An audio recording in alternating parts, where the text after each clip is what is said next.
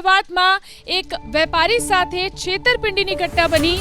સેટેલાઇટમાં વેપારી પાસે 1 કરોડ 23 લાખની છેતરપિંડી થઈ। સેટેલાઇટના વેપારી પાસે નોઈડાની વિઝા કંપનીએ વિઝા બાબતે કરાર કર્યા હતા। ન્યૂઝીલેન્ડ અને ઓસ્ટ્રેલિયાના વર્ક પરમિટ વિઝા માટે વેપારીએ 20 ફાઇલ મોકલી હતી। બાદમાં છેતરપિંડીની જાણ થતાં વેપારીએ નોઈડાની કંપની સામે સેટેલાઇટ પોલીસ સ્ટેશનમાં ફરિયાદ નોંધાવી।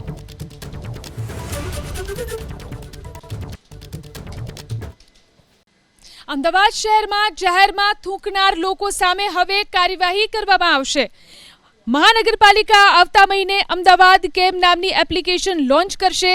એપ્લિકેશનનો ઉદ્દેશ અમદાવાદ શહેરને સ્વચ્છ રાખવામાં યોગદાન આપનાર લોકોને પ્રોત્સાહિત કરવાનો છે।